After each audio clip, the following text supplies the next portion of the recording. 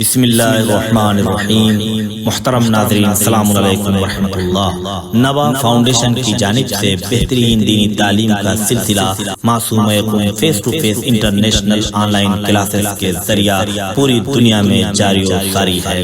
الحمدللہ بچے بڑے مرد و خواتین سب کے الگ الگ لیول اور الگ الگ کورسز ہیں۔ چلڈرن کلاسز میں ایکسپرٹ ٹیچرز کے ذریعے اردو، عربک، احکام، ترجمہ قرآن، دینیات، تجوید، قرات قرآن، حفظ، اخلاق، دعا اور خطابت سکھائی جاتی ہے۔ بڑے لوگوں کے لیے کلاسز میں تجوید قرآن، نہج البلاغہ، حسن تلاوت، ترجمہ و تفسیر قرآن، احکام، عقائد، خطابت، دعا اور تاریخ جیسے اہم موضوعات کی تعلیم دی جاتی ہے۔ سارے سرٹیفکیٹ المصطفیٰ انٹرنیشنل یونیورسٹی کی جانب سے دیے جاتے ہیں۔ اعوذ باللہ من الشیطان اللعین الرجیم، بسم اللہ الرحمن الرحیم۔ اللہم صلی علی محمد وآل محمد وعجل فرجہم۔ ناظرین اکرام، السلام علیکم ورحمۃ اللہ وبرکاتہ۔ ہم نے تو کوئی معجزہ ایسا نہیں دیکھا، معلوم نہیں آپ نے دیکھا نہیں دیکھا۔ ہم نے تو کوئی معجزہ ایسا نہیں دیکھا، معلوم نہیں آپ نے دیکھا نہیں دیکھا۔ طوفان میں ہو جاتا ہے دریا تہو بالا، ساحل پہ مگر کوئی عریضہ نہیں دیکھا، ساحل پہ مگر کوئی عریضہ نہیں دیکھا۔ ناظرین اکرام، جیسا کہ کل کی گفتگو آپ کے ذہن میں محفوظ ہوگی، امام زمانہ علیہ السلام کے حوالے سے گفتگو کا سلسلہ جاری و ساری ہے، لہٰذا آج دوسرا درس ہے اور ہمارے ساتھ اسٹوڈیو میں سوالوں کے جواب دینے کے لیے موجود ہیں حجت الاسلام عالی جناب مولانا سید عمار حیدر صاحب قبلہ۔ چلیے قبلہ کی خدمت میں چلتے ہیں اور سوال کا آغاز کرتے ہیں۔ قبلہ السلام علیکم ورحمۃ اللہ وبرکاتہ۔ علیکم السلام ورحمۃ اللہ وبرکاتہ۔ جیسا کہ کل کی جو گفتگو تھی امام زمانہ علیہ السلام کے حوالے سے تھی، لہٰذا آج کا جو پہلا سوال ہے ہمارا وہ یہ ہے کہ امام زمانہ علیہ السلام کی امامت کا آغاز کب سے ہوا؟ اعوذ باللہ من الشیطان الرجیم، بسم اللہ الرحمن الرحیم، نحمدہ و نصلی علی رسولہ الکریم وآلہ الطیبین الطاہرین المعصومین المظلومین، اما بعد فقد قال اللہ تبارک و تعالی فی القرآن المجید، اعوذ باللہ من الشیطان الرجیم، ونرید ان نمن علی الذین استضعفوا فی الارض ونجعلہم ائمۃ ونجعلہم الوارثین۔ محترم ناظرین کرام، السلام علیکم ورحمۃ اللہ وبرکاتہ۔ ناظرین، ایک چھوٹی سی گزارش آپ سے یہ ہے کہ الحمدللہ معرفت امام زمان علیہ السلام کی گفتگو ہو رہی ہے اور آپ حضرات اپنے پورے جوش و خروش کے ساتھ ان دروس کو سن رہے ہیں، اسی کے ساتھ اسے اپنی زندگی میں لانے کی بھی کوشش کریں گے انشاءاللہ۔ گزارش یہ ہے کہ آپ ان ویڈیوز کو زیادہ سے زیادہ گروپس پہ لوگوں تک پہنچائیں تاکہ لوگوں کے اندر معرفت امام حاصل کرنے کا جذبہ بیدار ہو جائے۔ سوال یہ ہے کہ امام کی امامت کا آغاز کب سے ہوا؟ جواب آسان، 9 ربیع الاول سن 260 میں امام کی امامت کا آغاز ہوا۔ جب امام حسن عسکری علیہ السلام کی شہادت ہو گئی تو روایتوں ملتا ہے کہ امام عسکری علیہ السلام نے ابو نصر سے آواز دی کہ مجھے پہچانتے ہو؟ امام نے فرمایا کہ ہاں میں پہچانتا ہوں۔ اس نے فرمایا کہ میں پہچانتا ہوں۔ امام نے کہا کہ کیسے پہچانتے ہو؟ تو اس نے کہا کہ مولا میں یہ جانتا ہوں کہ آپ ہمارے سید و سردار ہیں۔ امام نے فرمایا بس اتنے ہی جانتے ہو؟ یہ معرفت نہیں ہے، بلکہ تم ہمیں ایسے جانو کہ ہم اللہ کے منتخب ہیں اور ہماری وجہ سے تمام شیعان اور خاندان کے اوپر جو بلائیں اور آفتیں آتی ہیں وہ رکی ہوئی ہیں اور ٹالی جاتی ہیں۔ یہ ہماری معرفت ہے۔ اب روایت کہتی ہے کہ امام عسکری علیہ السلام کی شہادت کے بعد عثمان ابن سعید عمری کے سربراہ کے ساتھ اور بڑے بڑے سربراہوں کے ساتھ جو اصحاب خاص تھے اور شیعان حیدر کرار علیہ السلام تھے، ان لوگوں نے اس بات کو تسلیم کیا کہ امام کے بعد جو نمائندہ امام ہیں، امام کے بعد جو امام ہیں وہ امام مہدی علیہ السلام ہیں، اور اس کا اقرار کیا۔ اس کے ساتھ ساتھ ایک اور روایت ملتی ہے عبداللہ ابن وہب، وہ فرماتے ہیں کہ میں نے عثمان ابن سعید سے امام مہدی کے بارے میں سوال کیا، امام کے نام کے بارے میں سوال کیا، تو عثمان ابن سعید نے منع کر دیا اور کہا کہ حالات بڑے پرآشوب ہیں، اس وقت نام پوچھنے کی بات مت کرو، اس لیے کہ امام نے منع کیا ہے کہ کسی کو نام نہ بتایا جائے، اس لیے کہ اس وقت دشمن یہ چاہتا تھا کہ امام کو ختم کر دیا جائے، نسل امامت کو ختم کر دیا جائے. اور نسل امامت کو ختم کیا کر سکتے ہیں؟ جسے خدا بچانا چاہتا ہے اسے دنیا کی کوئی طاقت ختم نہیں کر سکتی ہے. تاریخ میں اس سے پہلے موسیٰ کا واقعہ موجود ہے. پوری کوشش کر کے فرعون موسیٰ کو ختم نہیں کر سکا. تو امام حسن عسکری علیہ السلام کے زمانے میں لوگ امام کے بعد امام کی نسل کو ختم کرنا چاہتے تھے، لیکن اللہ نے، چونکہ اللہ کا وعدہ ہے وَنُرِيدُ أَن نَّمُنَّ عَلَى الَّذِينَ اسْتُضْعِفُوا فِي الْأَرْضِ وَنَجْعَلَهُمْ أَئِمَّةً وَنَجْعَلَهُمُ الْوَارِثِينَ. خدا کا ارادہ یہ ہے کہ وہ جو زمین پہ کمزور لوگ ہیں انہیں امام بنائے گا اور انہیں کو وارث قرار دے گا. تو ہمارے یہاں جو 12 کی تعداد ہے وہ امام مہدی علیہ السلام پہ رکتی ہے. اور اسی لیے کہا گیا شیعہ عقائد میں سے سب سے اہم عقیدہ یہ ہے کہ انسان مسلمان ہونے کے ساتھ ساتھ، شیعہ ہونے کے ساتھ ساتھ اثنا عشری ہو، یعنی 12 اماموں کو ماننے والا ہو. جزاک اللہ قبلہ. بڑھتے ہیں اپنے اگلے سوال کی طرف، اور آپ سے اگلا سوال یہ ہے کہ یہ غیبت صغریٰ اور کبریٰ اکثر سننے کو ملتا ہے. احسن، جزاک اللہ. تو دونوں میں کیا فرق ہے اور اس کی تھوڑی سی تفصیل بتائیں. جزاک اللہ. غیبت صغریٰ اور غیبت کبریٰ. ناظرین، یہ ایک سوال ہمارے بچوں نوجوانوں کے ذہن میں آتا ہے کہ آخر یہ غیبت صغریٰ اور کبریٰ 2 عدد غیبت کیوں رکھی گئی ہے؟ اگر امام کی غیبت ایک ہی ہوتی تو کیا مشکل تھی؟ کہتے ہیں اس میں فرق یہ ہے، چونکہ امام کے وقت جب امامت کا آغاز ہوا ہے امام کا، تو اس وقت کے حالات بڑے پرآشوب تھے. امام اپنے شیعوں سے ڈائریکٹ نہیں مل سکتے تھے. امام کی امامت کے آغاز سے ہی امام نے اپنا وتیرہ، اپنا شیوا یہ بنا لیا تھا کہ کچھ نائبین خاص وہی امام سے ملاقات کر سکتے تھے اور وہی امام سے خبر لے کر، سوال کے جواب لے کر، امام کے فرمودات لے کر عوام تک اور شیعان حیدر کرار تک پہنچاتے تھے. تو یہ غیبت صغریٰ کا آغاز امامت کے آغاز سے ہی ہو گیا.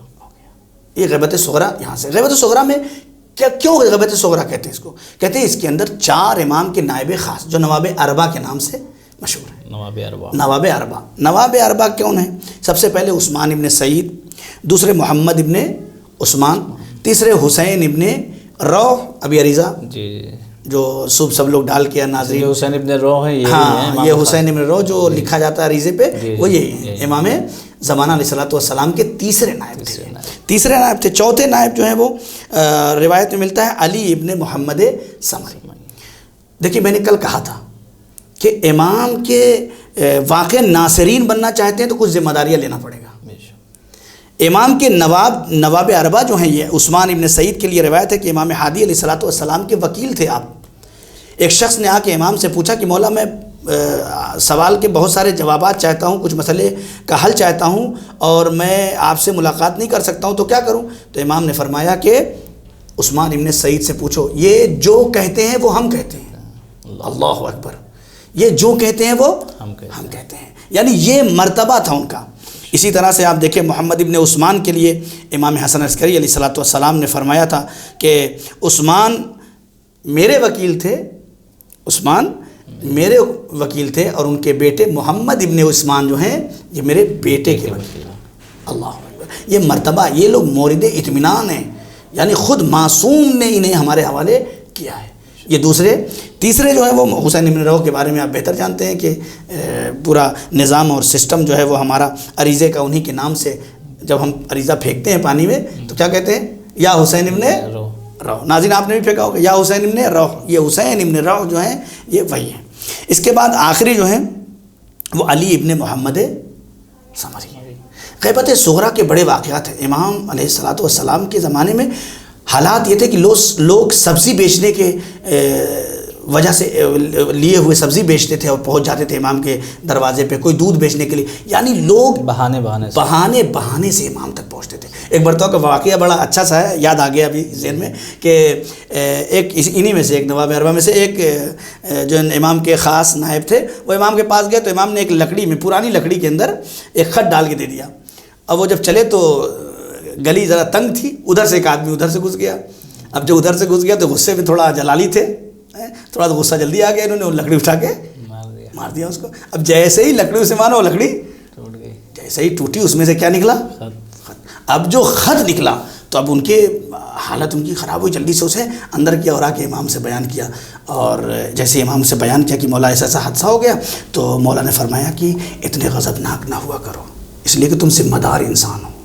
اللہ اکبر، یعنی امام نے دو چیزیں بتا دیں کہ تم ایک سفیر ہو ہمارے، اور سفیر جو ہے ذمہ دار انسان جو ہے وہ اس کا نظام اور سسٹم یہ ہوتا ہے کہ وہ جب ذمہ داری اپنے کاندھے پہ اٹھا لیتا ہے تو وہ غصے میں نہیں آتا ہے۔ یہ تھی غیبت صغریٰ۔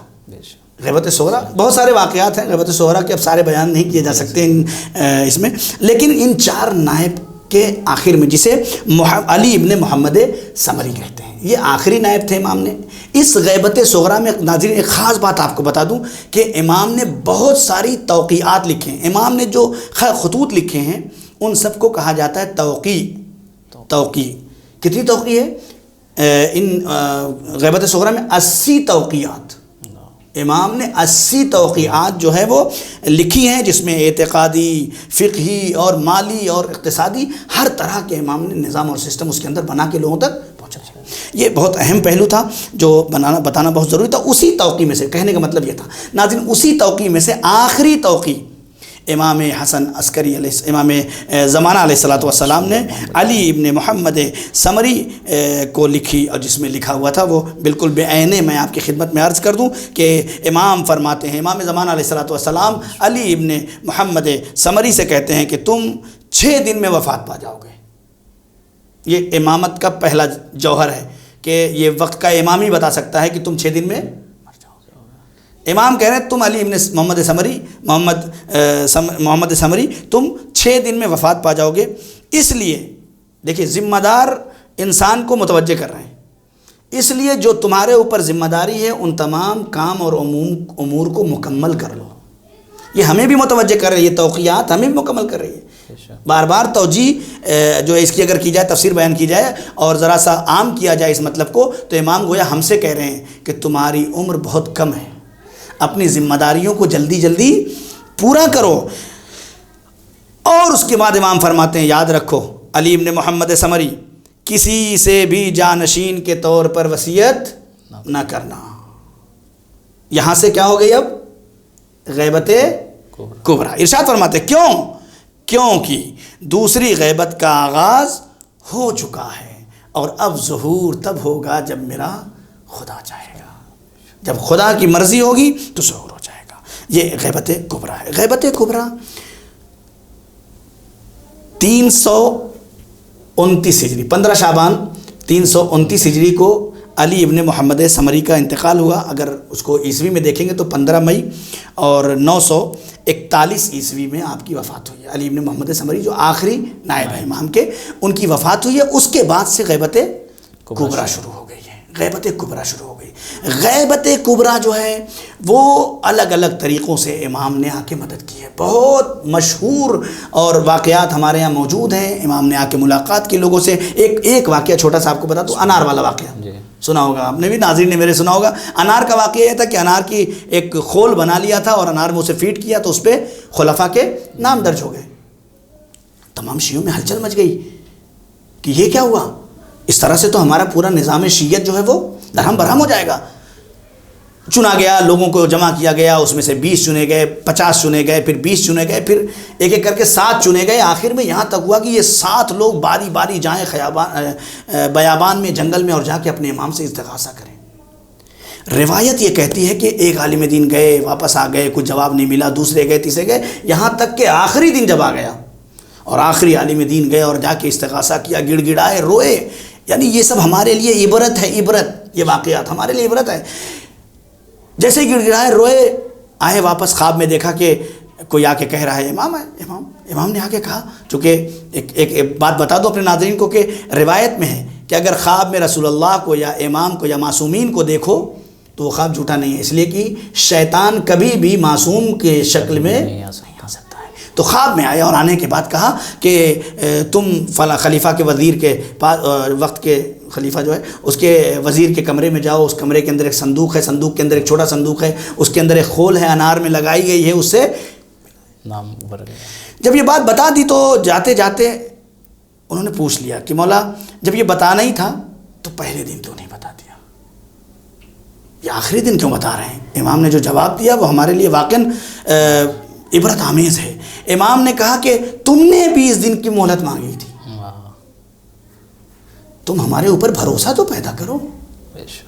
وقت اگر مشکل میں گرفتار ہو تو اپنے وقت کے امام کو استغاثہ تو کرو، لیکن تم نے 20 دن کی مہلت مانگی تھی. اگر تم خدا کی قسم 1 دن کی مہلت مانگ کے اپنے امام کی خدمت میں آ کے استغاثہ کرتے تو تمہارا امام اسی دن تمہارا جواب دیتا. یہ ہمارے لیے عبرت ہے کہ مہلت ہم نے مانگی. امام تو ہمارے لیے 70 ماہوں سے زیادہ محبت کرتے ہیں، ہم اندازہ بھی نہیں لگا سکتے. اس طرح کے واقعات، علماء کے واقعات بہت سارے موجود ہیں. غیبت کبریٰ میں جو سسٹم ہے وہ یہی ہے کہ امام غائب ہیں، کب آئیں گے کسی کو خبر نہیں ہے. ظہور کے لیے بس اتنی روایت میں ہے کہ جمعے کے دن 10 محرم کے دن امام کا ظہور ہوگا، کعبے سے آئیں گے، جبریل پہلے بیعت کریں گے، امام کے پرچم پہ لکھا ہوگا یا لسارات حسین. یہ ساری کیفیات بیان کی گئی ہیں جو غیبت کبریٰ کے بعد ظہور تک کا مرحلہ بیان کرتے ہیں. بے شک، جزاک اللہ قبلہ، بہت خوبصورت انداز میں بہت اچھے جواب دیے ہیں آپ نے. ناظرین بڑھتے اپنے اگلے سوال کی طرف، اور قبلہ سے اگلا سوال یہ ہے کہ غیبت امام میں جوانوں کی ذمہ داریاں کیا ہیں؟ بہت اہم سوال ہے یہ.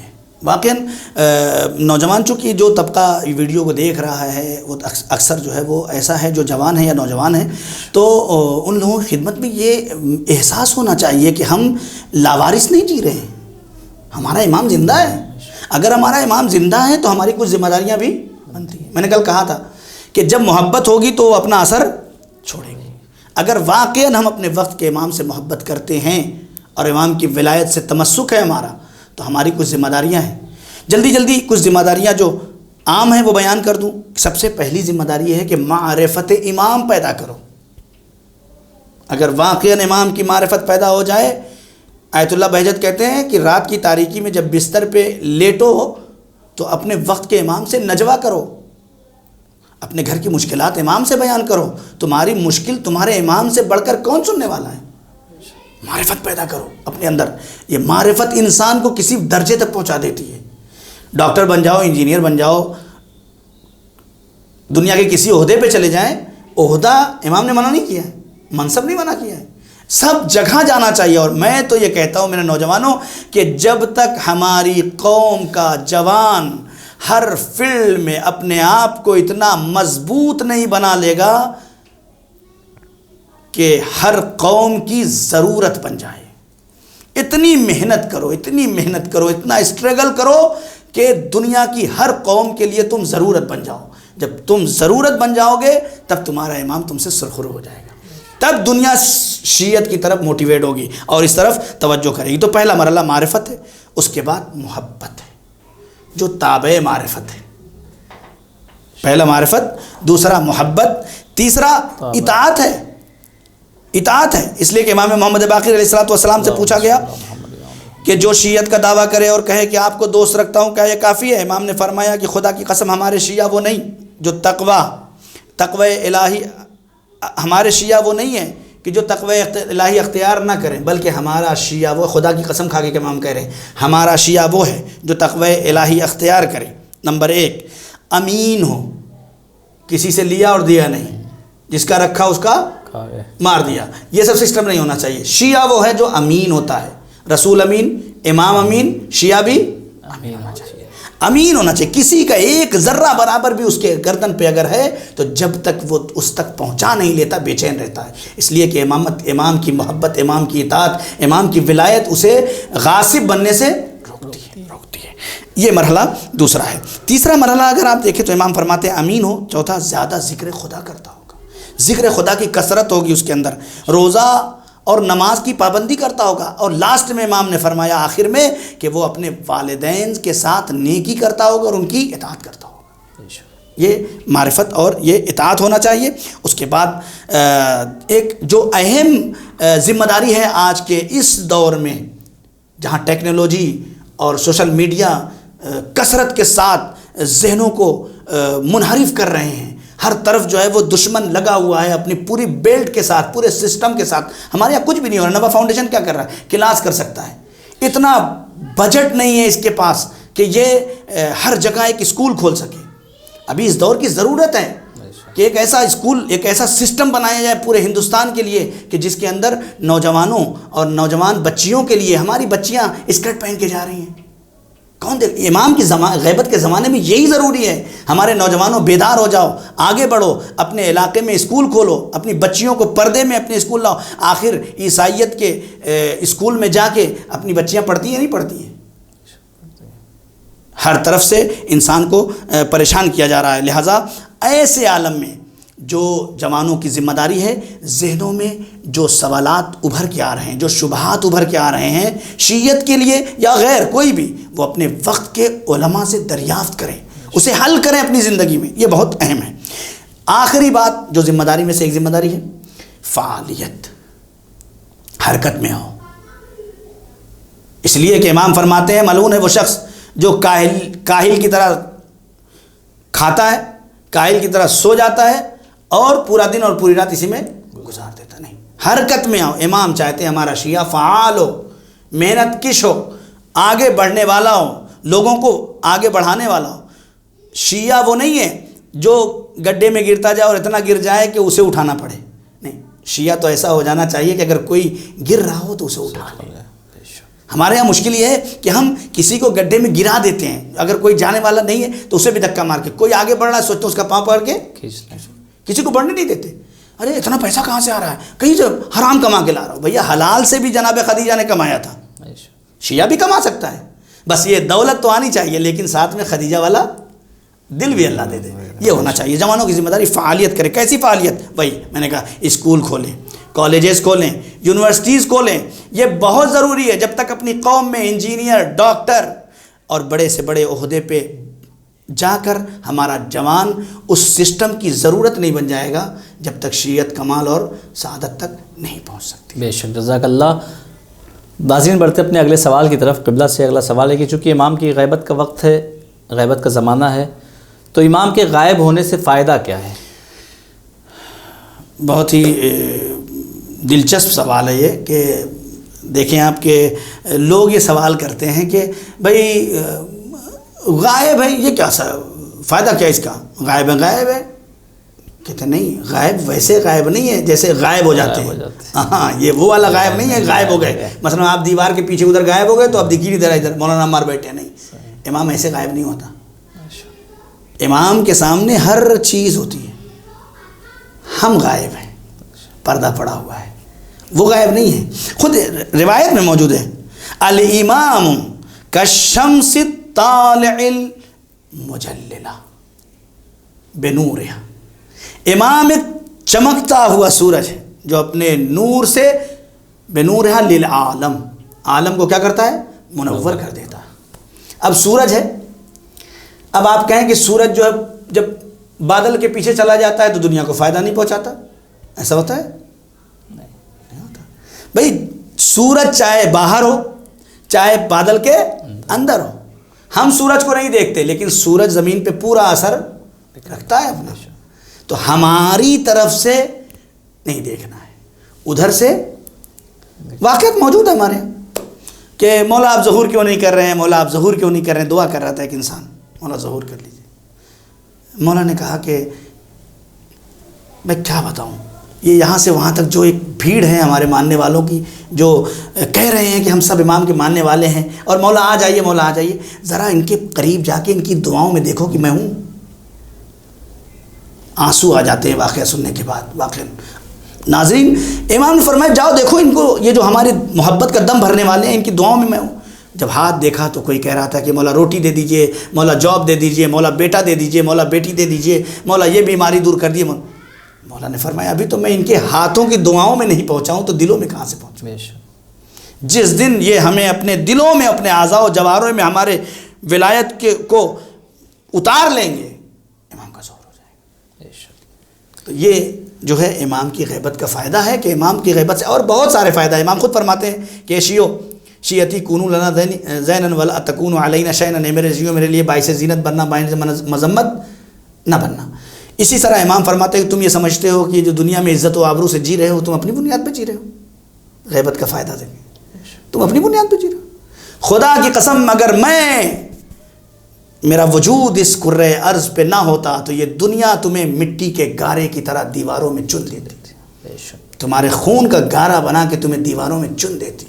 یہ امام کی غیبت کا فائدہ ہے، ہم زندہ ہیں، اور اگر ہم زندہ ہیں تو پھر ویسے زندہ رہیں جیسے ہمارا امام چاہتا ہے، یہ فائدہ ہے۔ جزاک اللہ قبلہ۔ تو بڑھتے ہیں ناظرین اپنے اگلے سوال کی جانب، اور آخری سوال قبلہ سے یہ ہے کہ قبلہ غیبت امام میں ہماری ماؤں کی کیا ذمہ داریاں ہیں؟ سوال جو ہے وہ بہت قیمتی سوال ہے، اور اس سوال کا جواب دینے سے پہلے چونکہ منتظر کی ذمہ داریاں آپ بیان کر چکے، جوان کی ذمہ داریاں آپ بیان کر چکے، تو میری ماؤں اور بہنوں کو یہ پتہ ہونا چاہیے کہ غیبت امام میں خود ماؤں کی بھی کچھ ذمہ داریاں ہیں۔ جیسا کل میں نے کہا تھا کہ 313 میں کتنی خواتین آئیں گی؟ 50 خواتین آئیں گی۔ یہ 50 خواتین کیوں آئیں گی؟ یہ اسی طرف اشارہ ہے کہ ماؤں کی ذمہ داریاں کیا ہیں۔ ناظرین، ماؤں کی ذمہ داریوں میں سے جو سب سے پہلی ذمہ، دیکھیے ایک عقلی بات آپ کے سامنے پیش کر دوں کہ 2 طرح سے تربیت ہوتی ہے، ایک با مقصد تربیت ہوتی ہے اور ایک بے مقصد تربیت ہوتی ہے۔ 2 طرح کی تربیت ہے دنیا میں، ایک با مقصد تربیت ہوتی ہے۔ مولا کائنات اگر چاہتے ہیں کہ حسین ابن علی کے لیے ایک ناصر تلاش کریں تو اپنے بھائی عقیل سے کہتے ہیں کہ مجھے ایک اچھا خاندان بتاؤ۔ کیوں؟ اس لیے کہ با مقصد تربیت ہے۔ تو یہ ماؤں کی ذمہ داریوں میں سے ایک ذمہ داری ہے کہ اگر با مقصد تربیت کرنا ہے تو سب سے پہلی ذمہ داری ہے کہ اپنے گھر کو مہدوی بناؤ، اپنے گھر کو مہدوی فرمودات سے آراستہ کرو، گھر کے حالات کو ایسا بناؤ کہ گھر میں خوشیاں ہوں، بچے دیکھیں کہ ولادت ہوتی ہے تو گانے نہیں بجتے، شہادت ہوتی ہے تو مجلس یا نوحہ لگتا ہے، ٹی ویاں نہیں چلتی ہیں، یہ چیزیں گناہوں سے پرہیز کرتے ہیں ہمارے گھر کے بڑے اور بزرگ، مس گیدرنگ نہیں ہوتی ہے، یہ سب چیزیں جو ہیں وہ ماؤں کی ذمہ داری ہے۔ تربیت کے اصول میں سے پہلا اصول یہ ہے کہ نطفے سے لے کے وجود تک ماؤں کی ذمہ داریوں میں سے ایک ذمہ داری یہ ہے کہ اپنے بچے کو رزق حلال، یعنی خود اپنے آپ کو رزق حلال پہنچائے اور رزق حرام سے محفوظ ہے۔ یہ پہلی ذمہ داری ہے، اس لیے کہ بچے کی تربیت پہ جتنی تیزی سے حرام مال اثر کرتا ہے کوئی اور چیز اثر نہیں کرتی، ہر انسان کے اوپر۔ آپ دیکھیں بہت سارے امام حسین علیہ السلام میدان کربلا میں کہتے ہیں تمہارے اوپر ہماری بات کا اثر نہیں ہوگا، کیوں؟ اس لیے کہ تمہارے پیٹ مال حرام سے بھرے ہوئے ہیں۔ تو اپنے بچوں کی تربیت کے لیے پہلا مرحلہ گھر کو اچھا بنائیں، دوسرا مرحلہ رزق حلال۔ میں ان ماؤں اور ان والدین، ان باپ سے گزارش کرتا ہوں کہ پورا صبح سے لے کے شام تک کس کے لیے محنت کرتے ہیں؟ اسی لیے کہ میرا بچہ پروان چڑھے۔ تو جب اسی کے لیے آپ کر رہے ہیں تو آپ تھوڑا سا یہ کوشش کریے، یہ بھی سوچئے کہ حرام نہ لائیں، اس لیے کہ اسی بچے کے لیے تو کر رہے ہیں، اور یہ بچہ جب حرام کھا لے گا تو جیسا آپ چاہتے ہیں ویسا نہیں بن سکتا، لہذا تھوڑا سا لیں، کم کھائیں لیکن حلال کھائیں۔ یہ بہت اہم پہلو تھا۔